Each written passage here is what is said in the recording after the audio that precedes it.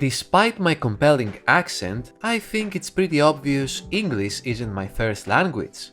No, I'm from Greece actually. You all know Greece, right?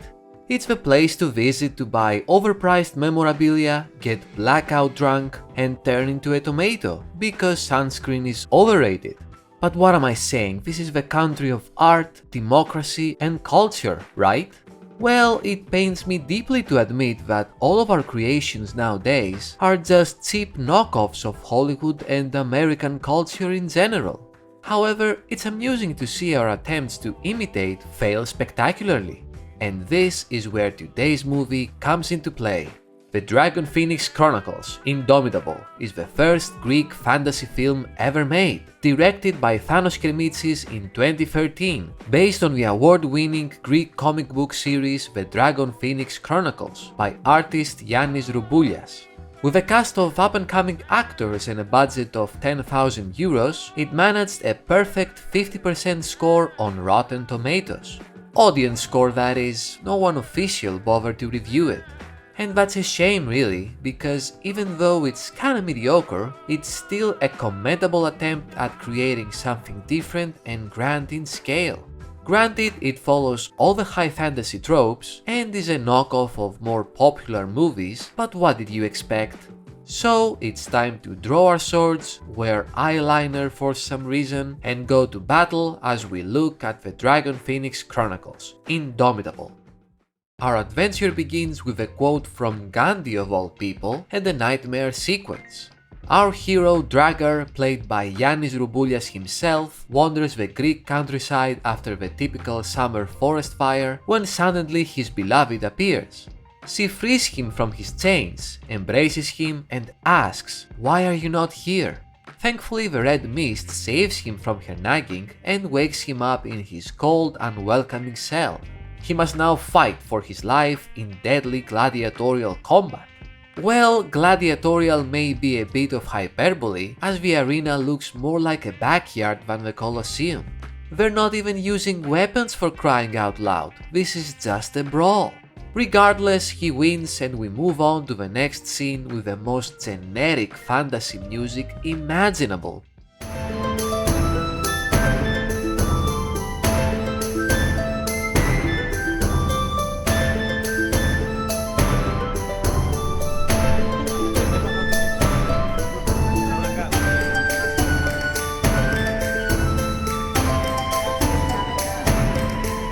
Here we meet a noble family interested in the slaves that participated in the fight club.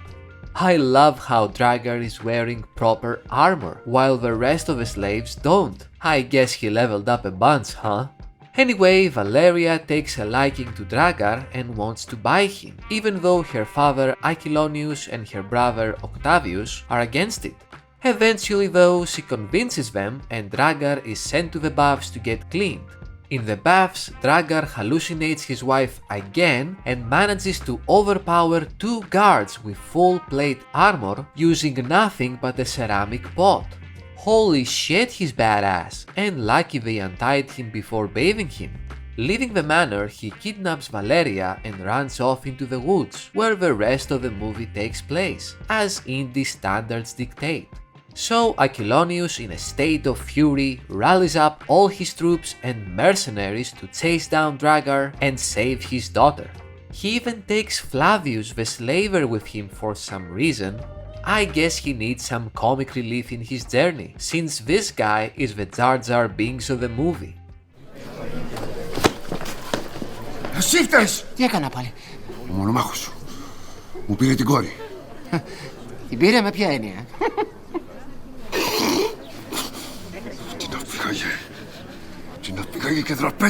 What I don't understand though is why Dragar didn't just sneak his way out of the manor, as their security is obviously terrible.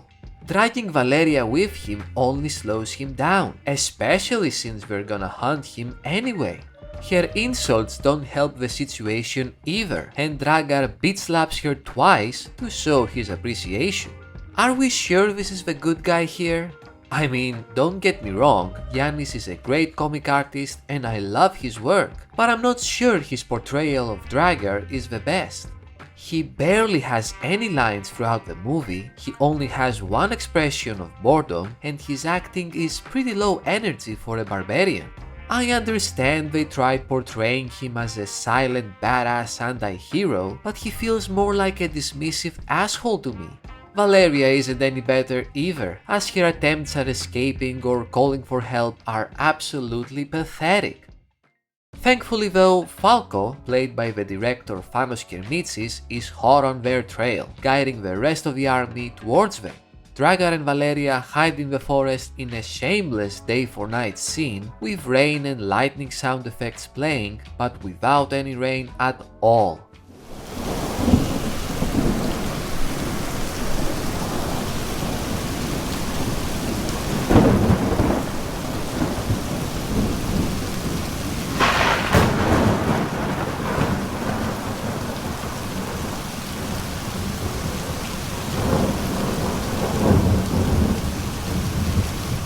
Showing his strategic insight, Aquilonius decides to split up and call for backup from a northern Imperial checkpoint, while the rest of the mercenaries stay to flush Dragar out.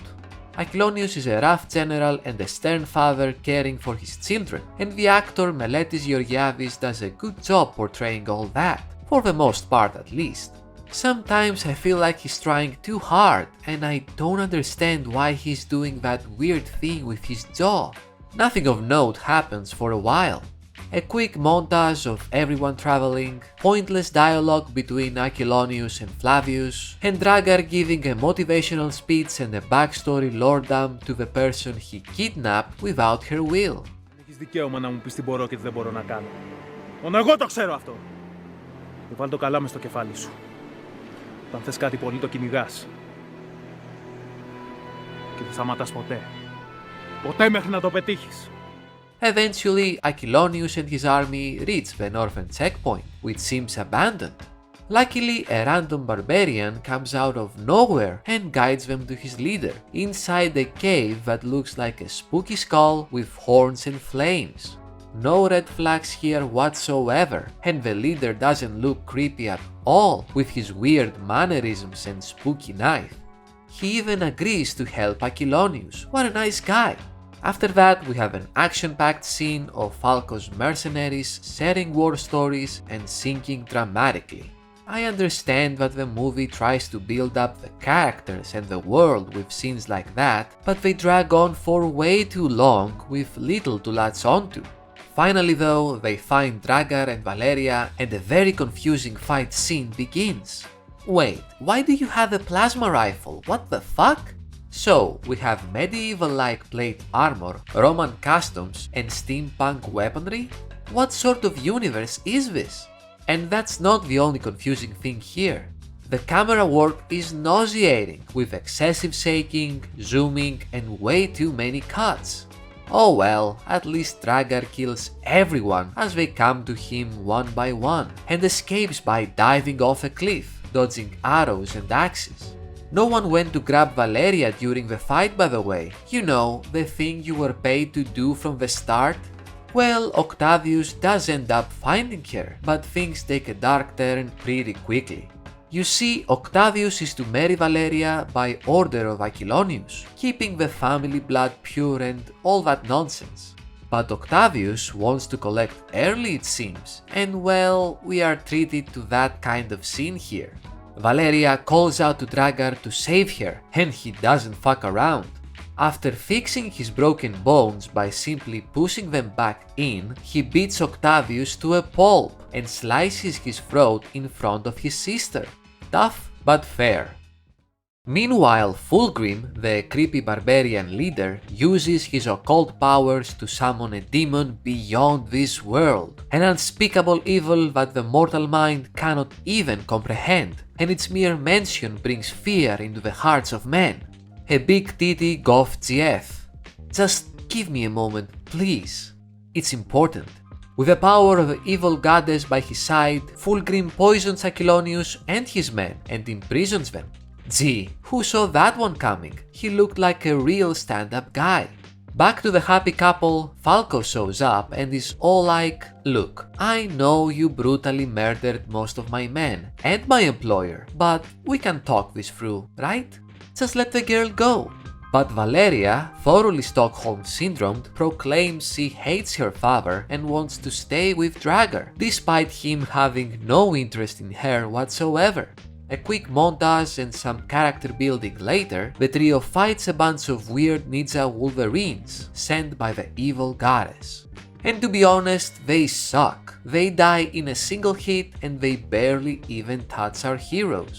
But oh no, scary Halloween mask face, we gotta go! And they escape, just like that. Thankfully though, they are silly enough to split up for no reason, with each one having their little moment. Falco gets his ass handed to him by two ninjas even though they were cannon fodder before, and Dragar faces off against the evil goddess, who also kicks his ass. She doesn't kill any of them though for whatever reason, she just makes Valeria depressed and plays around with Dragar a bit. I don't get it. It was a cool scene for sure, but what was the point if you're not gonna kill them? Anyway, our heroes unite once again, only to bid Dragar farewell, since he decides to return home, being dismissive and not caring about his companions one bit. Εγώ γυρίζω σπίτι μου. Κι εγώ, Εσύ τι? τι θα απογίνω εγώ? Δεν με νοιάζει. Returning to his home though, things are not what he expected. He embraces and kisses his wife Brenna with all his love and affection, but she doesn't reciprocate. Even worse, he gets attacked and ends up imprisoned in Fulgrim's lair. This is where he learns that in his absence, his wife started a new life with Fulgrim, who turns out to be Dragar's cousin. Even worse, he learns that his cousin is gonna use the knife he bought from an antique shop in Monastiraki to sacrifice a whole lot of people for his goddess and become a demonic entity himself. Oh, also, they're gonna kill him too. Κανείς δεν είναι αδάμαστος, Dragar. Όλοι κάποια στιγμή γονατίζουμε μπροστά σε κάποιον. Ακόμα και εσύ. Αύριο πριν πεθάνεις, θα γονατίζεις μπροστά σε μένα. Πάρτε τον και αλυσοδέστε τον μαζί με τους άλλους. Falco and Valeria, however, manage to rescue him, along with the rest of the mercenaries. As for Aquilonius, his fate is different. He gets his head chopped off by Dragar at the request of his daughter. And that's not even the end of the brutality, as Dragar goes back to his home and kills his wife. And he doesn't make it quick either, he fucking chokes her to death. I understand that seeing your wife with your cousin can drive you insane, but was that warranted? Doesn't matter as we move on to the movie's final fight. Fulgrim's barbarians against Falco's mercenaries, and it's actually a fairly decent fight.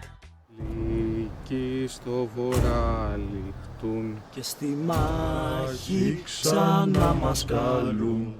Αίμα ποτίζει τη γη, με νεκρούς θα τραφούν οι θεοί. Το θάνατο έχω για αρχηγό και τα τσάλι μου για αδερφό. Κακή στα βουνά τυχή. Είμαστε ένας. Είμαστε πολλοί!